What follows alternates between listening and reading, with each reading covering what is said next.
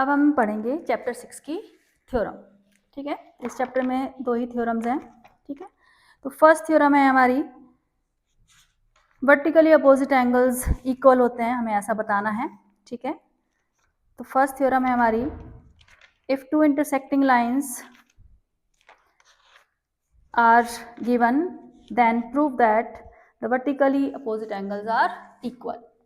Theorem 6.1 two intersecting lines हमें given है यहाँ पे A, B, C and D intersect at O। ठीक है, if two lines intersect each other then the vertically opposite angles are equal. ये हमें proof करना है। तो हमें गिवन है यहाँ पे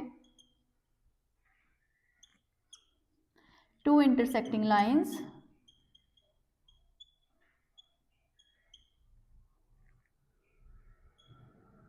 ठीक है, और प्रूफ दैट है हमारा यहाँ पे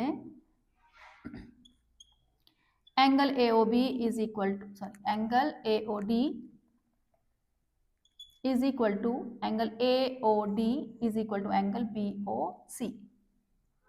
एक पेयर ये हो गया वर्टिकली अपोजिट एंगल्स का, और सेकंड पेयर है हमारा angle AOC is equal to angle BOD। तो हमें क्या करना है, वर्टिकली अपोजिट एंगल्स को इक्वल प्रूफ करना है। वैसे हमें पता है कि इक्वल होते हैं, बट इन्होंने बोला है कि प्रूफ करके दिखाओ।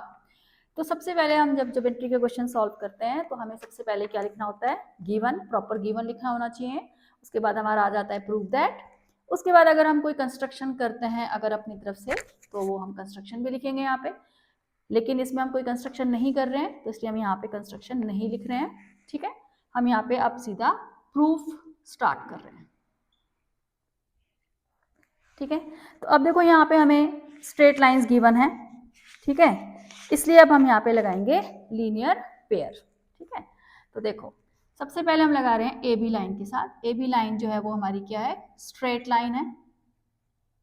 AB लाइन जो है वो हमारी क्या है, स्ट्रेट। तो देयरफॉर या AB जो है वो हमारी स्ट्रेट लाइन है, therefore angle AOD plus angle BOD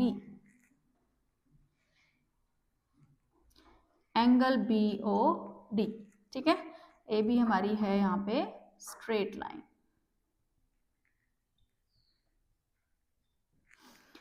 angle AOD plus angle BOD is equal to 180 degree. ठीक है, ये हमने लीनियर पेयर लगा दिया यहाँ, इसको डाल दिया हमने इक्वेशन नंबर 1। तो AB के दो साइड लीनियर पेयर लग सकता है, ये ऊपर की साइड भी लग सकता है और नीचे की साइड भी लग सकता है, लेकिन मैंने यहाँ पे ऊपर की साइड लगाया है। ठीक है, सेम साइड लगाया है। अब हम लगाएंगे CD लाइन के साथ। तो CD भी हमारी क्या है, स्ट्रेट लाइन है। तो therefore angle AOD plus angle COA या फिर AOC, एक ही बात है, angle AOC is equal to 180। ये मैंने यहाँ भी लीनियर पेयर लगा दिया है और इसको डाल दिया है मैंने इक्वेशन नंबर 2। तो पहले मैंने AB लाइन के साथ लीनियर पेयर लगाया AOD प्लस BOD 180, फिर मैंने CD लाइन के साथ लगाया angle AOD plus angle AOC 180। अब हम इन इक्वेशंस को करेंगे इक्वेट। अब इक्वेशंस को इक्वेट करने के लिए हमारे पास इक्वेशन का LHS पार्ट सेम होना चाहिए या फिर RHS पार्ट सेम होना चाहिए। ठीक है, तो यहाँ पे इक्वेशंस का RHS पार्ट क्या है, सेम है। यहाँ भी 180 है, यहाँ भी 180 है, तो इन इक्वेशंस का LHS पार्ट भी क्या होगा, सेम होगा। ठीक है, तो अब यहाँ लिखेंगे हम फ्रॉम 1 एंड 2। 1 और 2 को हम इक्वेट कर रहे हैं, इक्वेशंस इक्वेट कर रहे हैं। ठीक है, तो इक्वेशंस को इक्वेट करने के लिए इक्वेशंस का LHS या RHS पार्ट क्या होना चाहिए, सेम होना चाहिए। तो ये RHS पार्ट यहाँ पे सेम है, तो LHS पार्ट भी इनका सेम होगा। तो angle AOD plus angle BOD is equal to angle AOD plus angle AOC। तो ये LHS पार्ट हो गया फर्स्ट इक्वेशन का, ये LHS पार्ट हो गया सेकेंड इक्वेशन का। इन दोनों को मैंने इक्वेट कर दिया। और इक्वल टू में जो हमारा इक्वल पार्ट होता है दोनों साइड, जैसे एंगल AOD ये सेम पार्ट है, तो ये हमारा क्या हो जाएगा, कट हो जाएगा। तो जिससे हमारा angle BOD is equal to angle AOC आ जाएगा।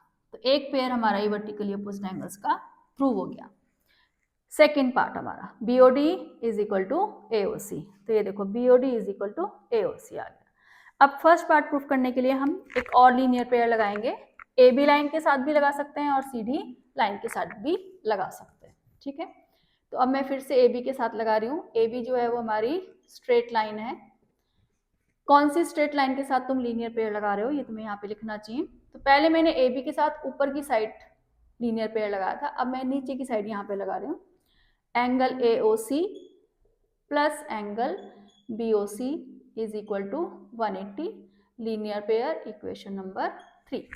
ठीक है, मैंने अब नीचे वाले दोनों एंगल्स लिए हैं। अब हम इक्वेशन 3 को इक्वेट करेंगे फर्स्ट के साथ या सेकंड के साथ। अब हमें देखना पड़ेगा कि किसके साथ इक्वेट करके हमारा आंसर आएगा। ठीक है, ऐसा नहीं है कि हम किसी के साथ भी इक्वेट कर देंगे। हमें लाना है एंगल AOD और BOC, क्योंकि सेकंड रिजल्ट तो हमारा ऑलरेडी आ चुका है पहले। तो AOC और BOC को हम AOD और BOC को लाना है इक्वल। तो हमें AOD, तो ये हमारा AOD है देखो सेकंड में, और AOC है इधर, हमारा AOC और BOC है। ठीक है, तो हम थर्ड को और सेकंड को इक्वेट करेंगे, क्योंकि इनको इक्वेट करने से AOC से AOC कैंसिल होएगा, तो AOD is equal to BOC आ जाएगा, और यही हमें लाना है। तो हम इक्वेशन 2 और 3 को इक्वेट करेंगे। फ्रॉम इक्वेशन 2 एंड 3, ये इक्वेशन का शॉर्ट फॉर्म होता है, EQ की पावर n लिख देते हैं, इसका मतलब इक्वेशन होता है। From equation 2 and 3, angle AOC plus angle BOC, ये मैंने थर्ड इक्वेशन का LHS पार्ट लिख दिया। अब सेकेंड इक्वेशन का LHS पार्ट लिखेंगे, AOD और AOC, angle AOD plus angle AOC। तो अब इसमें AOC जो है वो कॉमन पार्ट है दोनों साइड, तो ये हमारा कैंसिल हो जाएगा। तो क्या आएगा हमारा, angle BOC is equal to angle AOD। तो ये हमारा फर्स्ट पार्ट भी प्रूव हो गया। ठीक है, तो हमने यहाँ पे प्रूफ कर दिया कि अगर हमें दो इंटरसेक्टिंग लाइंस गिवन है तो वर्टिकली अपोजिट एंगल्स हमारे क्या होते हैं, इक्वल होते हैं। ठीक है, अब देखो next theorem.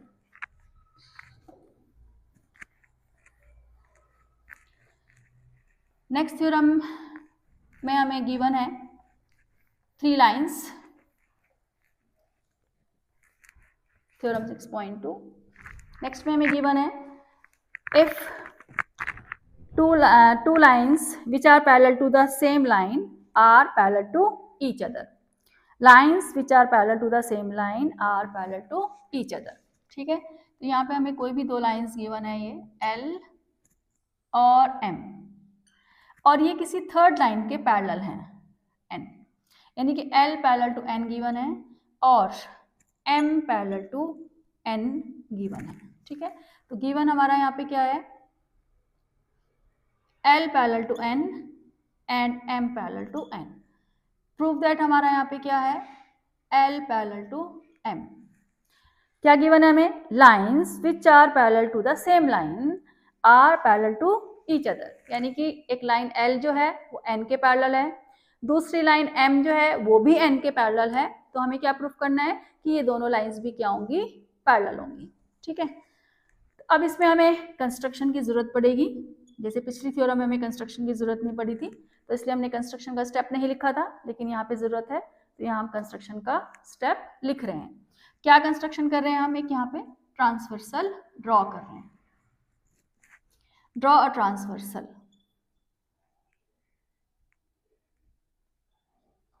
Draw transversal T, एक हमने ट्रांसवर्सल T ड्रॉ कर दिया। और अब हम यहाँ पे करेंगे प्रूफ। ठीक है, यहाँ पे ट्रांसवर्सल ड्रॉ करने के साथ जो एंगल्स बने हैं उनको मैं यहाँ पे नाम दे रही हूँ, एंगल 1, एंगल 2 और एंगल 3।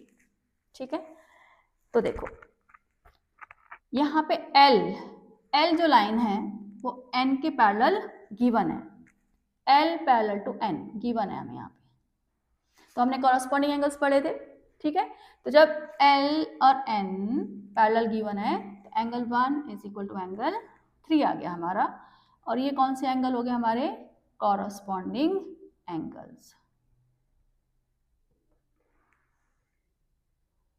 Corresponding angles.